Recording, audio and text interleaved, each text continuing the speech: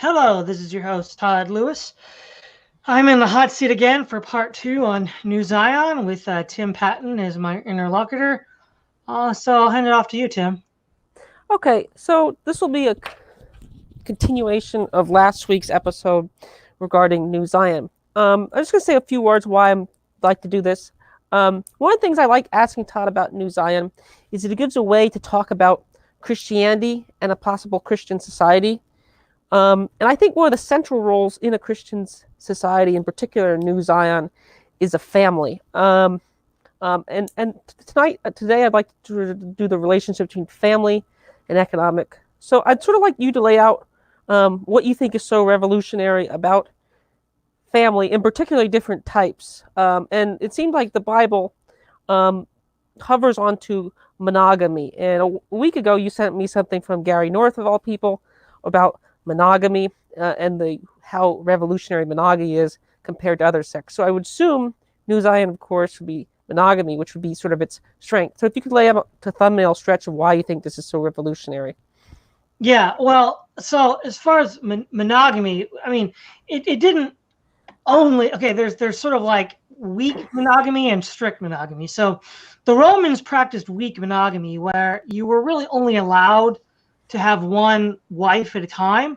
But of course, there were lots of other outlets outside of your wife that was allowed to a Roman citizen, both in the Republic and in the Empire. Whereas in Christianity itself, real quick, can you mute yourself, Tim, when you're not talking? Yeah, thanks.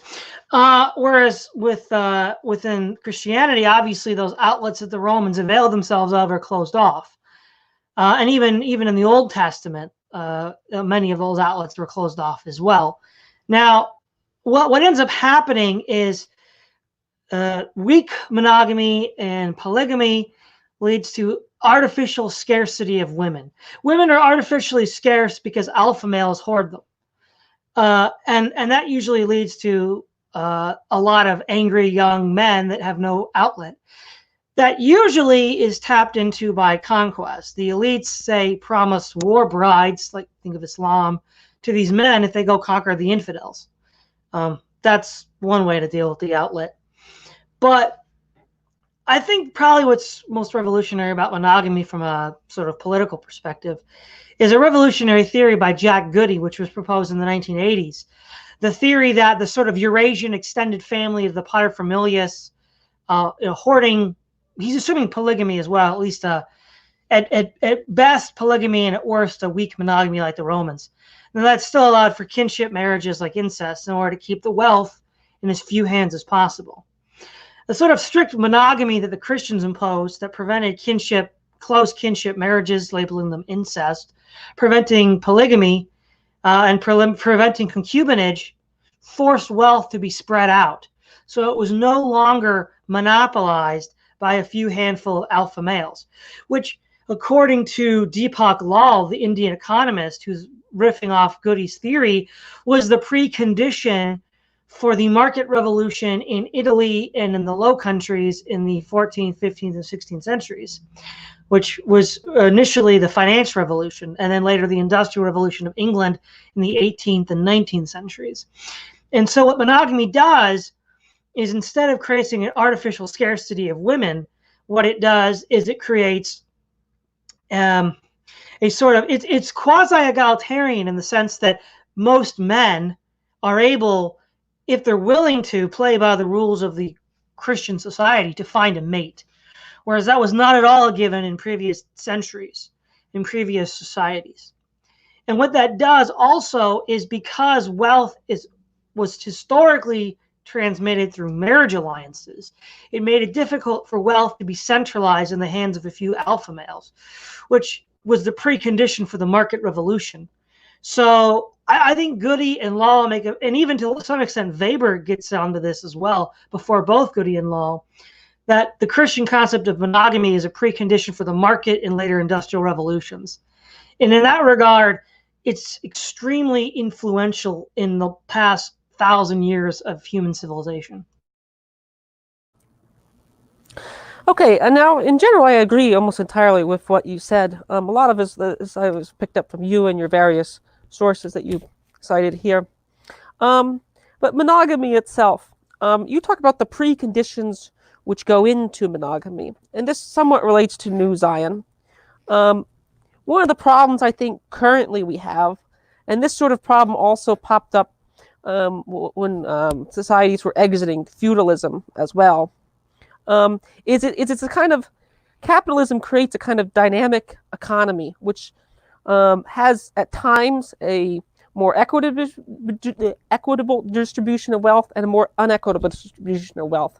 And it's not clear that if New Zion, how will New Zion keep its economy working so that all men or most men are actually maybe not marriage material, but at minimum not, we'll call them losers, so to speak. Because, I was listening to your episode on MGTOW, and one of the problems I think currently we have is that capitalism is a very winner-take-all thing right now. It's very like 1920s style capitalism. Bill Gates and Warren Buffett and Zuckerberg are worth more than many countries, let alone states.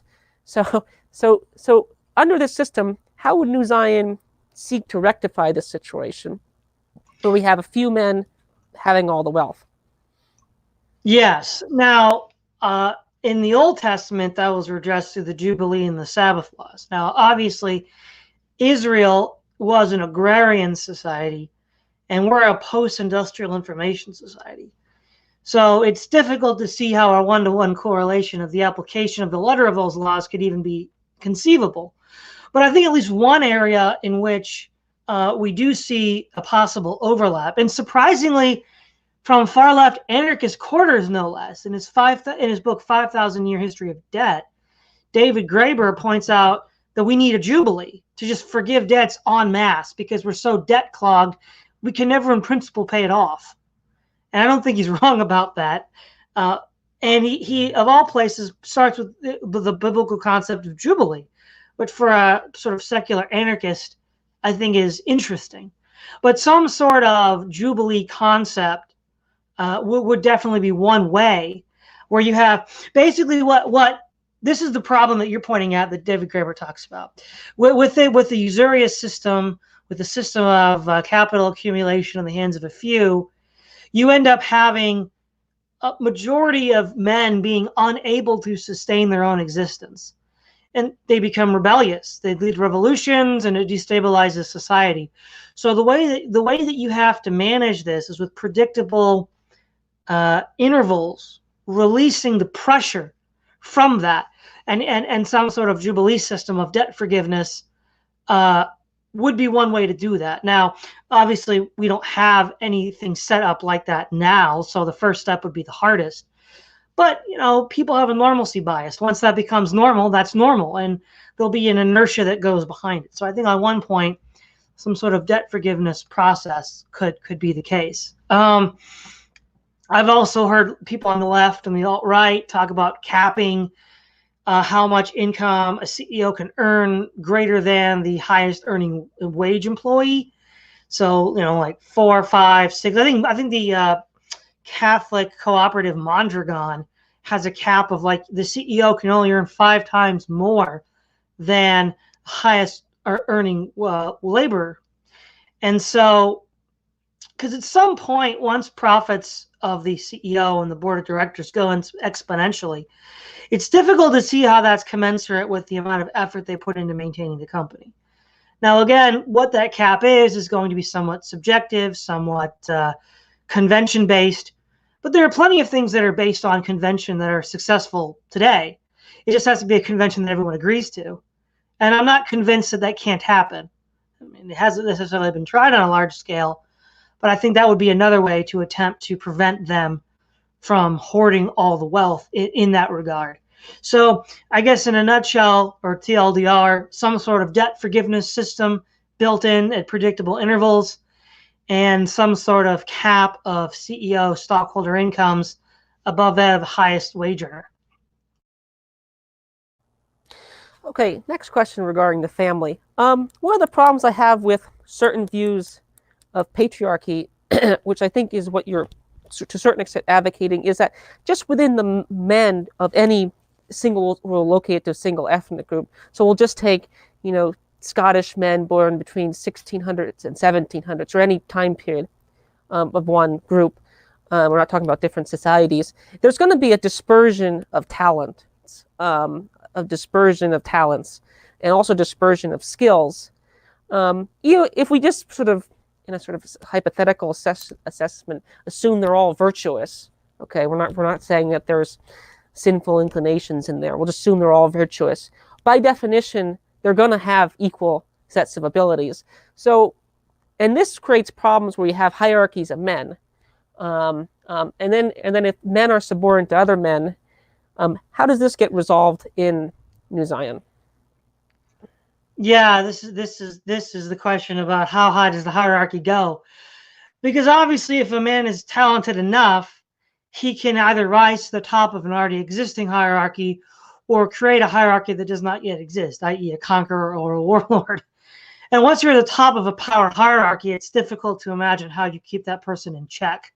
Now, again, while not being an anarchist, I think the anarchist concepts of horizontal federations does give us some idea of how we might implement some kind of a strategy where, so perish the thought that I would use Sparta as an example, but if you looked at the Spartan city-state of the adult citizen males, there was what was called the homoioi, the equals, and the equals were the ones who graduated from the agoge to become soldiers of Sparta.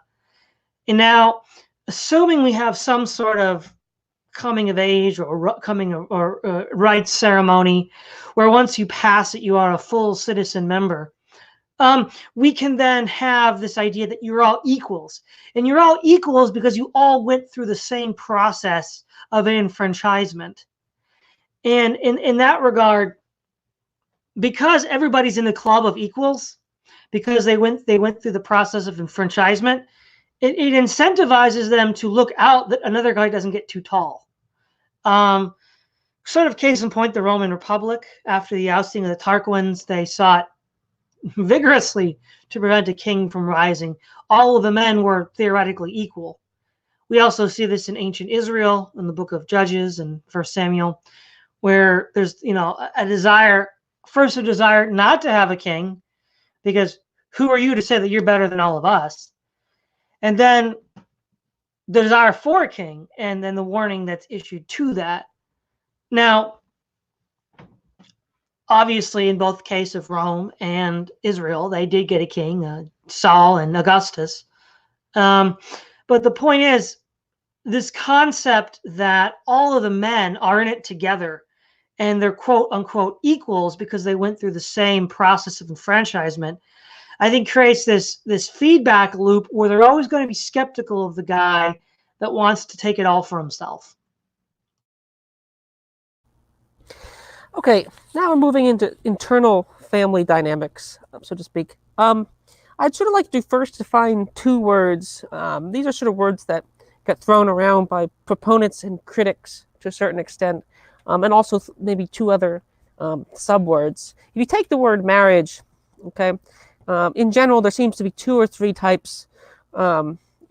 We'll ignore some of the more off left field type versions, but complementarianism and egalitarianism, as well as patriarchy. And also, this is buttressed against more opposition to, in general, feminism.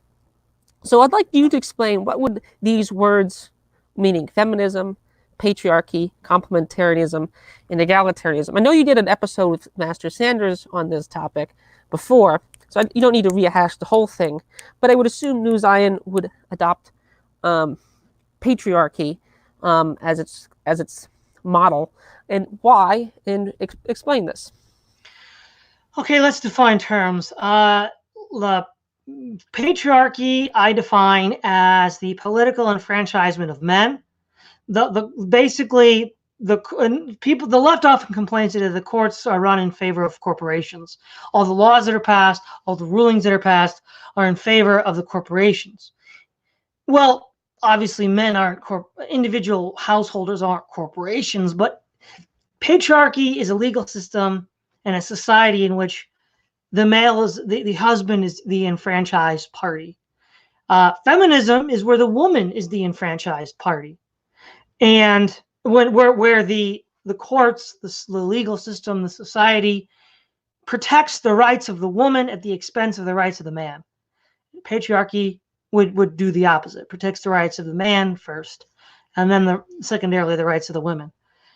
Complementarianism is essentially the idea that men and women are fungible. They're essentially interchangeable. Marriage is a cooperative arrangement, sort of like you think of like a business venture, like from the Christmas Carol, Scrooge and Marley. They're two equal partners in the corporation. That's sort of how complementarianism would work. Or sorry, egalitarianism, rather. Complementarianism differs only slightly in the sense that it wants to say that men and women are equal, like the egalitarian in essence or substance or some nature like that. But then they want to say, well, but they're different. Equal but different. I think we've heard that before in a certain law ruling that nobody thinks was very useful about two different races. And we see that complementarianism is either a way for people who advocate patriarchy to slip under the radar, or entryists who are egalitarians. And then patriarchy basically is the concept that the family is a kingdom in miniature, per Paul's statement in Ephesians chapter 5, that just as Christ is king over the church, the husband is king over the family. So it's a basileus oikos, king of the house. And that's how patriarchy in the marriage concept, not as a political concept, is understood. Okay, so now I'm going to sort of introduce two terms here. I think there's two types of feminism, I'll call this, and actually people more like Christina Hoff Sommers would also agree with this as well. There's sort of lowercase f feminism, which existed in some form all the way back with the Quakers, were probably one of the first groups here in the West. It was that were called the West, who started to do this. And then we have the sort of fourth wave or third wave capital F feminists. And it seems like throughout the history of the United States, there was always an emancipatory trajectory. The state of New Jersey, for example, between 1797 and 1807, had women voting. It was ended for political pragmatic reasons, not a priori philosophical ones. And all the way back in the 1690s, we have one of the founders of the society, the Quakers, who were founders of Pennsylvania, were advocating basically egalitarianism, what would be known today. And this is from George Fox. Men must have the power and superiority over the woman because God says the man must rule over his wife, and that the man is not of the woman, but the woman is of the man. Indeed, after man fell, that command was, but before man fell, there was no such command, for they both were helpmeets. They were both to have dominion over all that God made. And are helpmeets as before their fall. That's in the 1690s. He was a friend of Oliver Cromwell. He told Oliver Cromwell to put away his crown and kneel before Christ. So this is not some sort of recent incarnation. And certain Western states have already had the right to vote.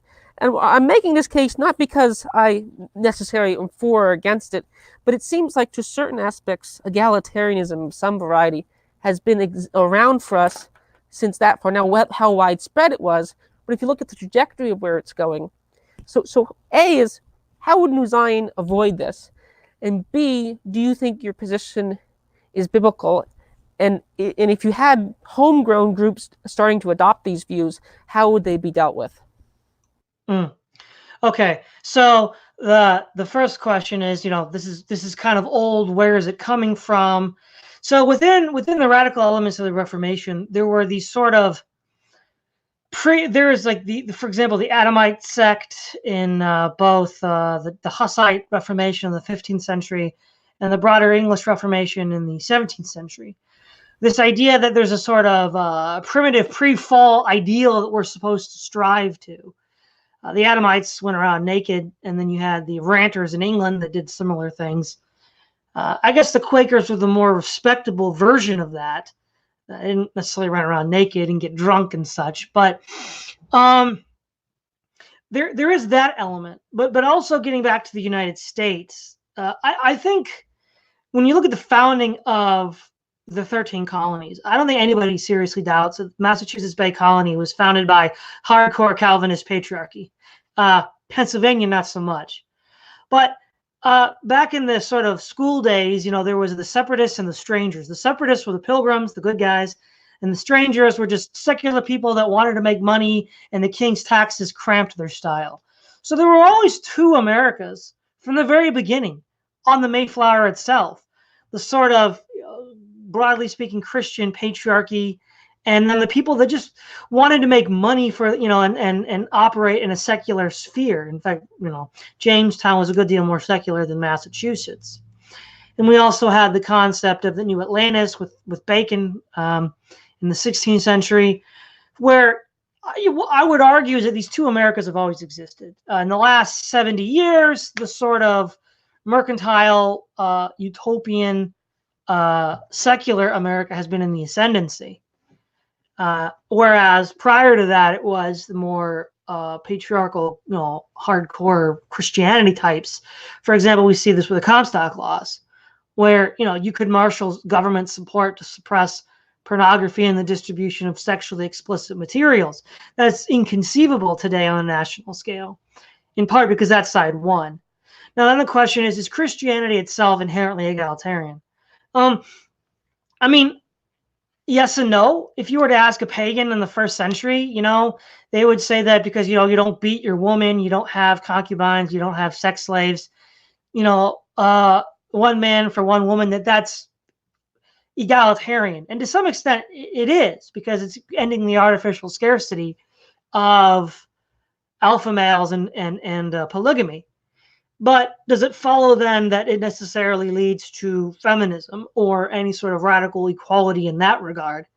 See, I don't think that it does, because of the reasons that we read in the Apostle Paul and First Corinthians and in Ephesians and First Timothy and places like this. Now, as to is it biblical? I'm assuming you're asking, is my position biblical? I think it is, and you've mentioned one of the videos that I talked about this. My MGTOW discussion with, I think it was California, Kay Lewis, and then a discussion I had with Master Sanders. Now, what would I do with the any incipient egalitarianism? Well, I mean, obviously, this is kind of getting ahead of the curve here, but in this will maybe be a dovetail into the economic questions. But the fundamental economic question of our day is who owns property? And what constitutes legitimate ownership of property?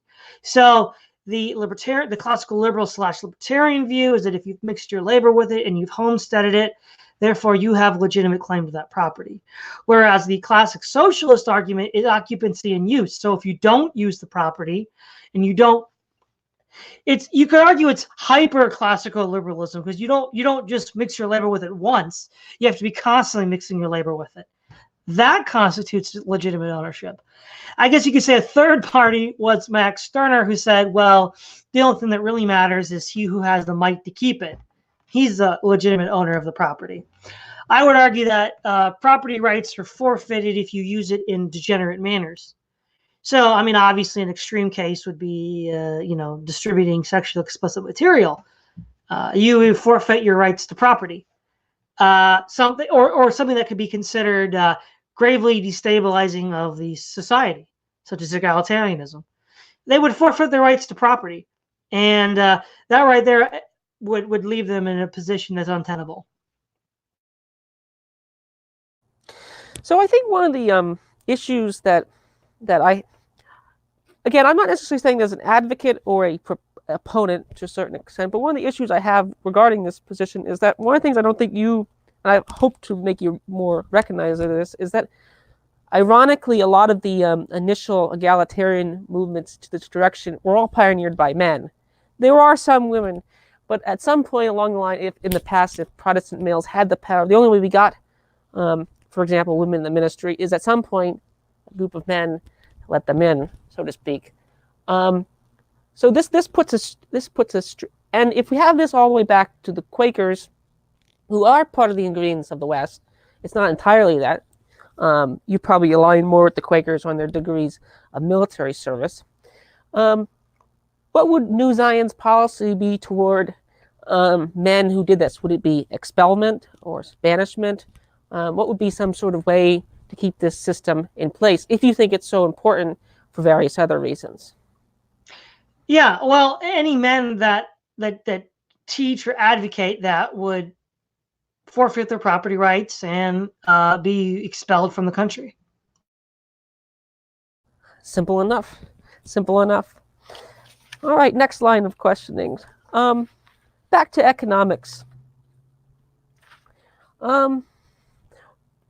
Would New Zion have? Sorry about this. What would be New Zion's? What wouldn't be New Zion's economy? Instead of asking what New Zion's economy would be, what wouldn't be New Zion's economy? Because there's certain institutions that are economical, which, and as Slavoj Zizek pointed out, undermine the Protestant order to a large extent. Slavoj Zizek pointed this out in his debate with Jordan Peterson. So what would be some institutions that would not be in New Zion's economy? Well, I mean, I think needless to say, something like medieval feudalism, state Soviet capitalism, say, ancient Roman latifundia slave plantations, for reasons that we could possibly get into later, those would not be New Zion's economic model, nor would a capitalist economy based on the personhood of corporations. That's not to say there wouldn't be markets and there wouldn't be free exchange. I think in some regard, I have an abiding sympathy with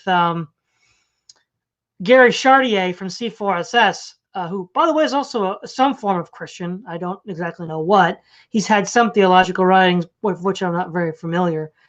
But he argues that, this corporate personhood, and I think he wrote a book called Liberated Markets. I think, his arguments against corporate personhood from a market perspective, I think, are fairly compelling. So those would be institutions, economic arrangements that I would reject. How socialist, or we'll sort of circle back to the very first question, how, and we put air quotes around that, how socialist would New Zion be? Throughout the United States history, from time to time, the left likes to argue that, the expansion of the West, how it went hand in hand with the Transcontinental Railroad, which was funded sort of by fiat. It's a very anti-Rothbardian libertarian institution, as well as things like the Panama Canal was built by a very anti-Rothbardian, well, maybe in some sense it's capitalistic. But to a large extent, the settlement in the United States, the universities, Chomsky will like to point out that all sorts of inventions come from state-funded universities, Bell Labs, and so forth. So how socialist would New Zion be? And I'm using socialism in a sort of value-neutral way. I'm not saying yuck socialism or woohoo socialism, but how socialistic would it be? Well, again, I think this gets back to a point of perspectives and definitions. So I'm going to use the definition that socialists themselves like to use, just to avoid a lot of unnecessary confusion. The current crop of socialists on the internet defines socialism as worker control of the means of production. Now, I know people on the right want to talk about state socialism, which many of them would reject now. I think many contemporary socialists would accept the principle of the abolition of private property, where they define private property as, basically deriving resources from property you do not directly work. I would reject that because I think that the distinction between personal and private property is too vague to be very useful. I would say, though, that if we look at the definition of worker control of the means of production, they often tend to advocate direct democracy. I think there's some problems with that, but the idea of some form of representation of the workers in the workplace, I think, has merit. So let's put it this way. If we look at the key political problem in the 18th century, it was, how do you deal with state tyranny? And many liberal thinkers, classical liberal thinkers, the founding fathers of the United States, you can even argue the medieval city-states like Venice and Genoa, discovered that the way that you limit state tyranny is through some sort of broad enfranchisement of the male population with representation. And Venice was wildly successful. The United States has been marginally successful with this model. But I think it's telling that the greatest threat to our First Amendment is not coming from the government, but from corporations. Now, one could argue that that blind spot within the founding fathers was understandable. How could they have envisioned corporations that were more powerful and had greater GDPs than nations? I mean, they could have pointed to the East India Company, possibly, but that was very much like a state. It ruled through direct military intervention. It didn't have all this power due to selling you a service, a service like, social media or computer software. So, but given the success within the political sphere of some sort of representation within politics, I think some sort of intermediate representation could do the same for private power, because I'm operating under the fundamental axiom that power isn't really all that different, however it's funded and whoever is using it, whether it's the Roman Catholic Church of the Middle Ages, whether it's a private company like the East India Company in the 18th century, or whether it's the total state like the Soviet Union. Power is power, and it's used the same way no matter how it's funded, no matter what goal it's being used towards. And we see that it was extremely successful at limiting the power of the state. So I think cerebus paribus, there's no reason to think that it would not be successful in similar measure in checking the excesses of corporate power, but which by extension would check the excesses of alpha males who game the system, like we mentioned earlier in the stream. And second of all, given the fact that one of the common arguments against direct democracy or some sort of representation, even of a sort of moderate form, is that it wouldn't be efficient. It would not be market efficient, and that's why it's not acceptable.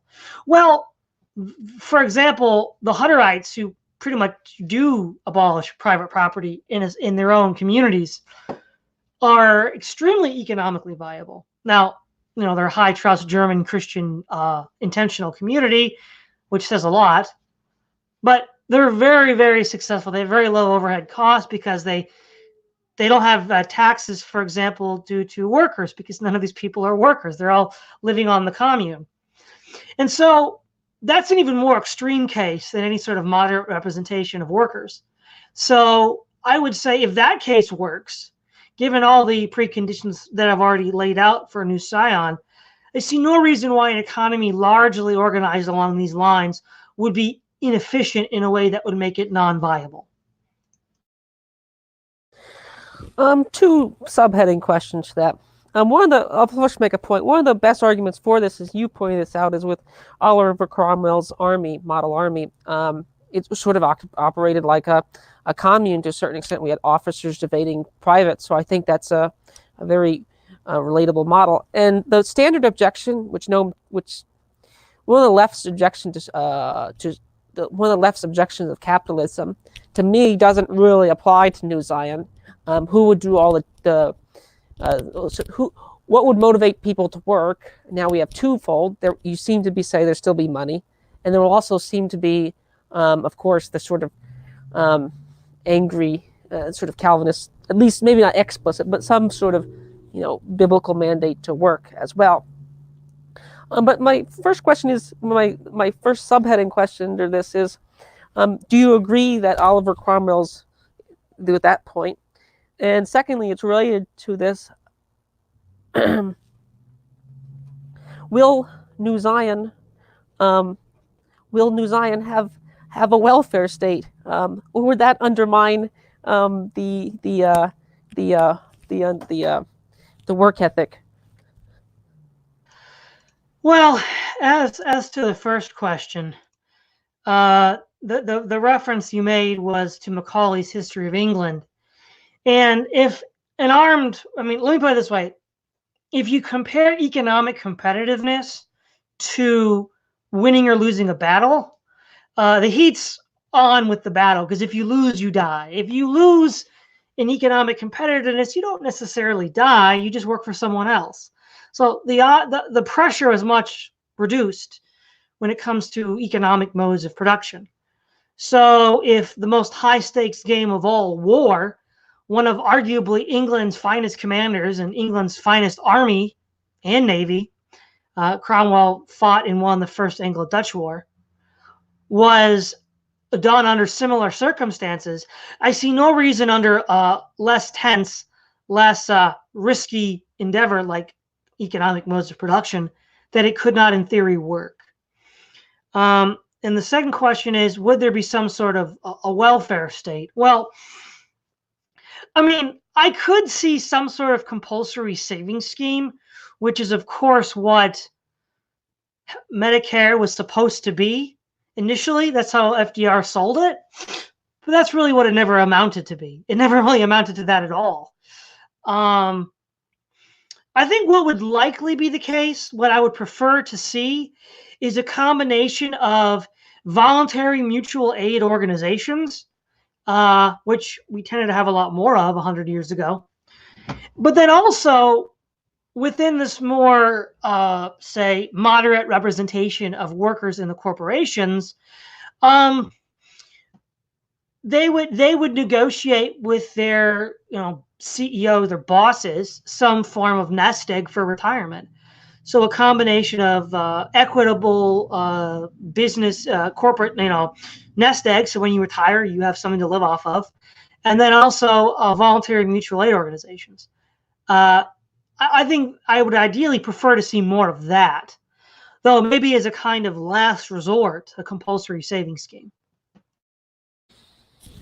Do you agree with the Zizekian's comment about undermining the system, that current capitalism in the United States undermines the Protestant work ethic? Not the A, the success of it, and B, to a certain extent, certain modes of consumption, which you can read about with Thad Russell as well.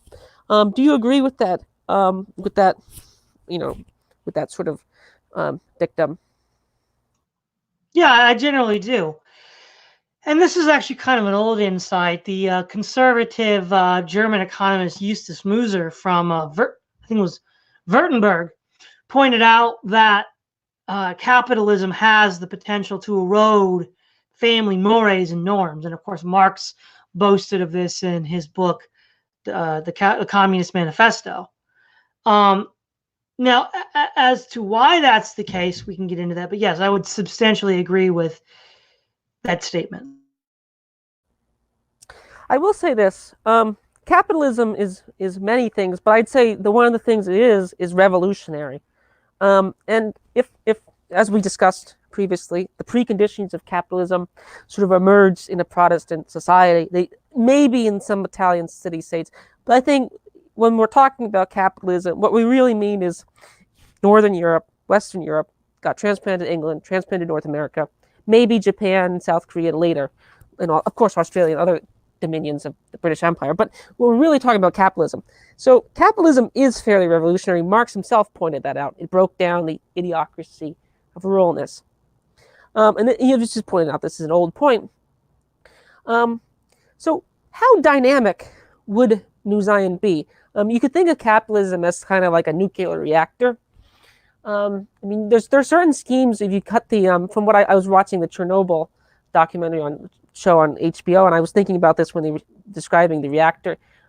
Soviet reactors were very poor, had poor safety. They had no safety features, but they were also cheaper. So, how dynamic of an economy would New Zion have? And I think a lot of times the left wants it both ways. They like this sort of dynamic social environment where we have gay marriage, trans, and all these other issues, but they don't like the fact that every 30 years we have a huge financial crisis and we have some sort of Keynesian bailout. I mean, I think both of them go hand in hand. The sort of dynamic economy is sort of related to that. So how dynamic of an economy would New Zion have in your hypothetical realm? Well, you see me speaking of two kinds of dynamism, a kind of social dynamism and a kind of innovative dynamism. Part of my response would be is if we look at the history of capitalism in the United States, the sort of self-consciously, socially radical capitalism is really more the result of the post-World War I era, with Edward Bernays' successful propaganda campaign for the U.S. government in the First World War to get us involved in a war with Germany, and then also with the fact that many corporations were fearful of a concept called overproduction. Back then they made things to last. They made quality stuff that wouldn't break in a year or two. Well, they wanted people to buy things they didn't need. I mean, the Lehman Brothers published a book in the 1920s stating this, that, yeah, we want people to buy things they don't need, and we're going to manipulate their perceived inadequacies to do so through the techniques of Edward Bernays. Now, the rather economically dynamic United States from the 13 colonies up until 1913, we had a relatively stable, socially conservative culture, coupled with relatively rapid, breakneck speed economic development. Now, of course, we were a farming society, so there was a lot to develop. Obviously, once you reach a certain level of material existence, you can't maintain 5% GDP growth forever. So at some point, that is going to stop. I just don't think it's a necessary feature that radical social change of the extremely negative kind that on the right we would identify with modern day woke capitalism is a requirement. Now, as to the second question, there is some reason to believe that innovation can happen in sort of less capitalistic societies. So for example, we can look at the monastic orders. I mean, after all, the father of biology was a Catholic monk, Gregor Mendel. Now, I mean, one could argue, yeah, but Catholic monasteries on net weren't that innovative. Okay, true, but it could just be the case that there were other factors involved, such as, authoritarian states that they were in, certain authoritarian structures within the monastery itself. I mean, who knows? But the point being is we see there, as well as with, for example, a utopian intentional community that people forget about was the original New Harmony, not the Owenite socialist experiment, but the Rappist theocratic experiment, which was extremely successful financially. They developed a booming lumber business, which was then ran into the ground by Owen after it was sold to him by the Rappists. So again, we don't have a lot of examples, but also, given the underlying principle of capitalism itself is the Protestant work ethic, as pointed by Weber, I think we have good reason to believe that even if we admit that it won't be as dynamic as modern day capitalism, it will be dynamic enough. I mean, obviously, state socialism works to a degree. It ended up failing, obviously, but it works to a degree. I think we'd work to a much better degree than state socialism. But yeah, I mean, there would definitely be some sort of built-in austerity for sure. Okay, so this is going to dovetail right back to my more initial questions regarding the family. So does industrialism undermine your version of the family? I mean, of course, we go back to the biblical times. It's an all agrarian society. And we look at the groups that managed to keep this model, namely the Amish. They largely still stick to that agrarian economy. Now, and actually many people on the left sort of look at the Amish as sort of proto-hippies. Now, whether or not that's just superficial, what would you call a taxonomical fallacy, may be the case, but I'm more sympathetic to looking at superficial things regarding that than you are. But the question is, does industrialism undermine the family? Because number one, industrialism, as we discussed, creates this huge sort of talent dispersion where Mark Zuckerberg or George Soros or whoever can own more GDP than 5 United States. Like Florida, South Carolina is worth less than many people. So that's one way. But this also creates dynamism. I mean, even if you get rid of intellectual property and many of the things that you want, that people like sort of left anarchists and right anarchists want to get rid of, they still have large fortunes. Maybe not as large, but they're still going to be fairly unequal. And actually, if you make them unequal, if everyone's worth, let's say everyone's worth $100 and someone's worth $150, that's still a huge amount of inequality. It's this huge magnitude. If persons are worth now, let's say $100,000, and that Zuckerberg's worth, 60 billion or something like that, that's a difference. But even if the fortunes are cut down, you still have the inequalities. So how would you address this sort of inequality? Now, I think there's benefits to it. I think there's clear benefits to having these sort of, you might call them Ubermenches. They have pioneered many different things. I mean, right now we have a private space program funded by pseudo private space program. And Rand is sort of the ultimate fictionalist of this sort of ethos. But how would you deal with this accusation that it undermines the family? Go for it. Well, I mean, I'm not going to say that economic modes of production are value neutral when it comes to the family. And obviously there was tremendous dislocation due to the Industrial Revolution. But what I find to be interesting is the decline of the family in the United States and the Western world is not correlated to the satanic mills of, Yarrow. They're associated with the post-industrial consumer society. So whatever the problems were for the family in the process of industrialization, I think in Europe and the United States, they were largely overcome. And I think, ironically, they were largely overcome, especially in Europe, by a kind of soft socialism with, the Labour Party in England and the Social Democratic Party in Germany. But the question then is, what do we do with the wealth inequality of these people? Well, I think we can kill two birds with one stone, because anybody who's talked to me long enough knows how I like to go off on how crappy our infrastructure is. Well, in the ancient world, one of the ways you could show your wealth in a way that was socially constructive is that there was both legal and social pressure to spend your wealth on public work projects. So, when you have a Carnegie or a Mellon or a Ford do charity, it's this crappy NGO or nonprofit foundation that doesn't actually help anybody. You didn't build a road, you didn't build a school or a water treatment center. Whereas, in ancient Rome, if you wanted to show your wealth, you'd build a bathhouse for public sanitation. You would build an aqueduct. So, yeah, you could say, donated and built by X if you want to, show that it was you that did it. But it's socially useful. It's maintaining the capital, the social capital of society.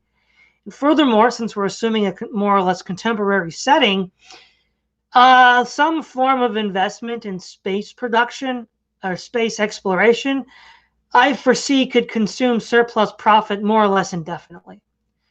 So a combination of space exploration and combination of public works projects funded by these individuals could deal with most of the surplus inequality.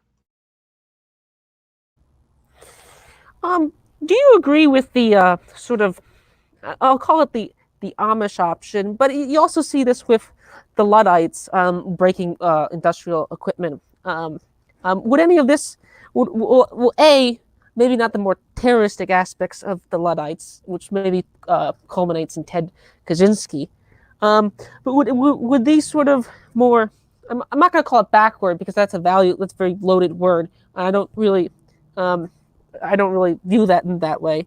I'm sort of a amoral anarchist. But would those tendencies be tolerated in New Zion? Maybe the word you're looking for is a simpler material mode of production. How's that? Excellent. I think within limits, yes. Obviously, terrorism of some kind would be unacceptable. And of course, given the somewhat eclectic nature of who would be allowed in, there would be certain tendencies toward that direction. So, for example, the Amish are the classic example of Luddites in the modern age. they're not really all that threatening to the U.S. status quo, and oddly enough, seem to give a lie to the statement that you can't have a wildly successful agrarian agribusiness economy without modern machine tools. They have a very successful agribusiness economy without any machine tools or tractors. So maybe that is a viable mode of production of at least foodstuffs. I think within limits. One limit obviously would be terrorism. Maybe another limit would be hypothetical if we do a cost-benefit analysis trade-off that if too many people. But you see, I don't think it's as big of a problem as you might think, because there's people in general, as material modes of production improve, are less inclined to go back, especially with like lefties. You see all these hippie, vegan, primitivist lefties. They're all, trendy and hip. They're using their smartphones and their social media. They're not living the Amish life. Okay, kudos to the Amish for doing it, but nobody else does. So I don't really think that'd be all that tempting. If one of your answers to how we got solved the problem of surplus, so to speak, is either welfarism of some variety or soft welfarism, like in Europe, what is this?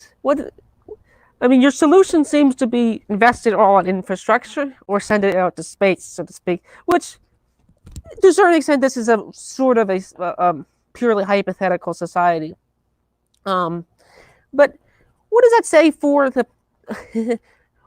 Why does the Protestant work ethic create these sort of good times? And do you think this is a dangerous thing? Do you think that one of the dangers of New Zion is its possible success? Because the United States was extremely successful. In 1945, the United States produced, now this was right after the war, and half the world was in ruins, we produced something like 40 to 50% industrial goods, an incredible number. It's an absolutely incredible number. And if you look at some of the other sections of England in the late 1800s, with a significantly like half the population, was outproducing Russia by like a factor of 2 to 1 in worker productivity easily.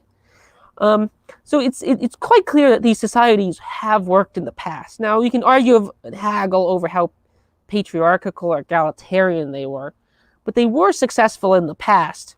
And it seems like, the Victor David Hansen article you sent me, we had this sort of great period. Do you think that, do you think our current society can get out of this milieu? And B, is New Zion a sort of model for this? Is New Zion a sort of model for this way out?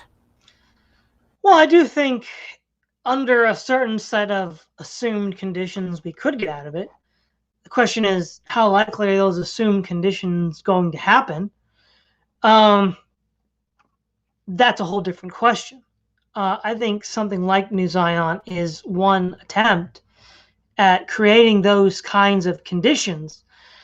To go back to our good old friend Rod Dreher, that's sort of what he advocates with the Benedict option. He points out that, well, look, in the 5th century, 6th century AD, the Dark Ages, you had the light of the monasteries. You had Benedict, who sort of began the slow process of re-civilizing the West. You could also include the Irish monasteries coming out to the work of Patrick. You could point to that as well. And I don't think any sort of Dark Age malaise would necessarily last as long as it did after the fall of the Roman Empire, but I think some sort of effect like that could be the result.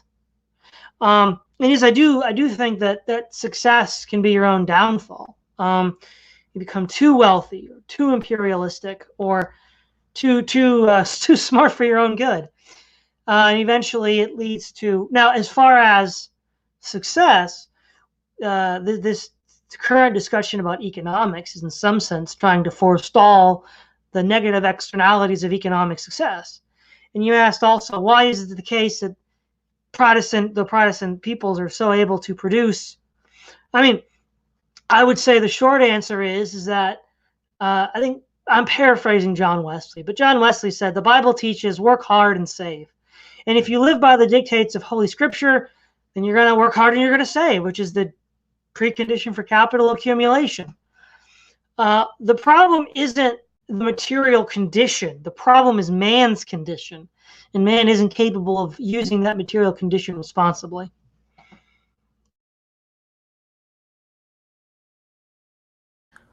Do you think that New Zion would when do you think the problems we see today, well, depending on if you view them as problems, if you're sort of an egalitarian, many of these things are features rather than bugs. But how long do you think New Zion would last? This is my last line of questioning.